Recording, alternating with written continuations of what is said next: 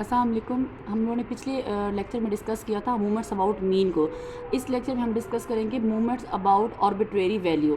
The r sample movement about an arbitrary origin A denoted by m r prime is defined as m r prime is equal to sum of y minus A की power r over n, that is equal to sum of d की power r over n. अब देखिए, ये जो movement about mean है ये same वैसे ही है, लेकिन सिर्फ फ़र्क ये है कि वहाँ मूवमेंट अबाउट मीन थे तो हमने इसको वाई को माइनस किया था वाई बार जो कि मीन था उसमें से। अब ये एक आर्बिट्रेरी वैल्यू है, इसलिए हम इसको माइनस करेंगे सम ऑफ वाई माइनस ए के, जहाँ पे ए क्या होगा, ए कोई भी सी भी आपकी डाटा के अंदर कोई भी वैल्यू होगी जो आप अपनी मर्ज़ी से सिलेक्ट करेंगे, जिसको हमने y माइनस ए को उन्होंने नाम दे दिया सम ऑफ डी का। मतलब बेसिकली डी क्या है, y माइनस ए के। तो जैसे वो पिछला मूवमेंट्स अबाउट मीन थे सम ऑफ y माइनस वाई बार, आपने उसकी फर्स्ट पावर ले ली, फिर सेकंड पावर ले ली, फिर थर्ड एंड फोर्थ। सेम ये वैसा ही क्वेश्चन आप इसको सॉल्व करेंगे, लेकिन सिर्फ फ़र्क ये होगा कि यहाँ पे मीन की बजाय पे आप कोई ना कोई यहाँ पे एक वैल्यू रखेंगे जो कि ए होगी। तो इसके फार्मूले क्या होंगे, सो एम वन प्राइम क्या है, sum of y minus A over n. अब इसकी पावर यहाँ पे ए है, वन है, जिसको आपने sum of d over n कहा है। फिर एम टू प्राइम क्या है, sum of y minus A का square over n, sum of y minus A की power 3 over n and sum of y minus A की पावर 4 ओवर एन, जिसको sum of d over n, sum of d square over n, sum of d की power 3 over n and sum of d की power 4 over n आपने लिखा है। अच्छा देखें, the movements about mean are usually called central movements and the movements about an arbitrary origin a are called non central movements और raw movements. इसका मतलब है आपको इसको दोनों नाम आने चाहिए। मूवमेंट्स अबाउट मीन को क्या कहते हैं, सेंट्रल मूवमेंट्स कहते हैं, और आर्बिट्रेरी ओरिजिन वाले मूवमेंट्स को क्या कहते हैं, नॉन सेंट्रल मूवमेंट्स या रॉ मूवमेंट्स कहते हैं। तो आपको ये दोनों आने चाहिए। मतलब अगर आपको कहा जाए पेपर में कि आप रॉ मूवमेंट्स निकालें तो आपको पता होना चाहिए कि ये movements about origin arbitrary value की बात हो रही है।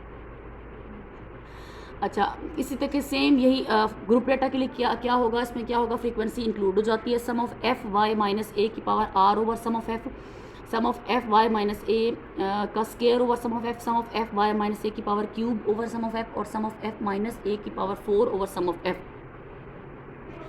अच्छा, अब इसको कैसे करेंगे आप देखें, ये आपके पास एक क्वेश्चन दिया हुआ है, उसको उन्होंने सॉल्व किया है। देखिए आपके पास y है फर्स्ट कॉलम में, आपके पास y दिया हुआ, ये अनग्रुप डेटा का क्वेश्चन है।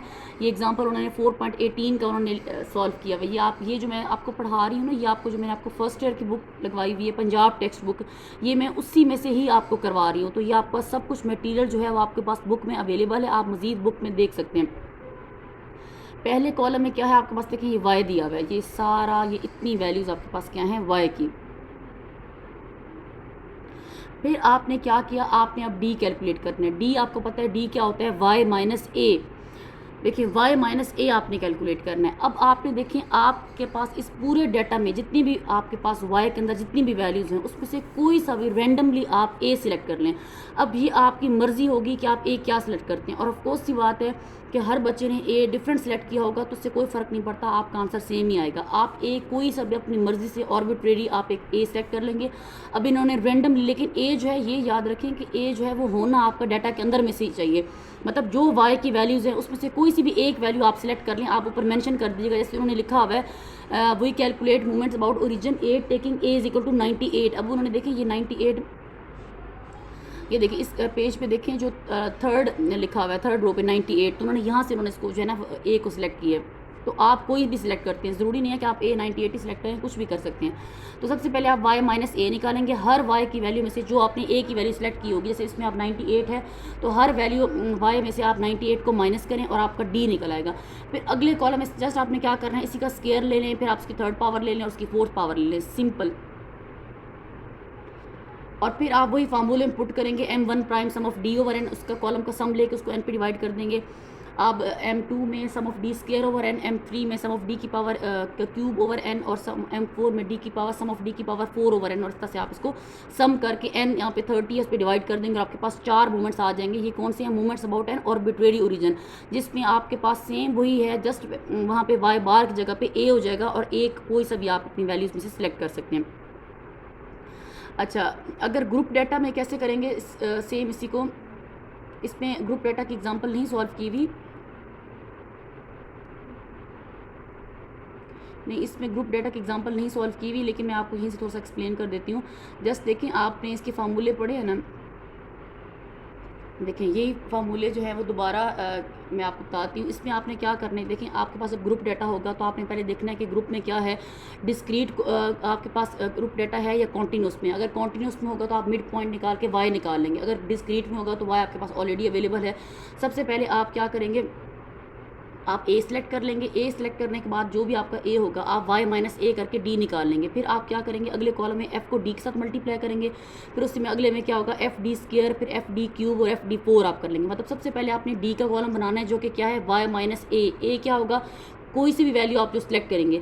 तो ये आपकी एक तरह से आपका एक असाइनमेंट का टास्क हो गया है कि आप इसको ग्रुप डाटा में इसमें नहीं किया हो तो आप ग्रुप डाटा के साथ एक दफ़ा इसको सॉल्व करके देख लें और मज़ीद मेरे साथ आप शेयर कर लें कि आपने सही किया कि नहीं। तो ये होपफुली कि ये फार्मूले लिखे हुए हैं तो आप इजीली कर सकते हैं। आपने बस डी ए कर लेंगे, फिर डी निकाल लेंगे, उसके बाद एफ को डी से मल्टीप्लाई करके फिर इसी तरह से अगले में बस उसका स्केयर लेना है, उसकी थर्ड पावर। लेकिन ये याद रखिएगा कि जो पावर्स लेनी है ना वो जस्ट आपने डी की लेनी है, एफ़ की पावर्स नहीं लेनी है। देखिए एफ डी है ना, सेकंड में क्या है, एफ डी का स्केयर, इसका मतलब स्केयर जस्ट डी का है।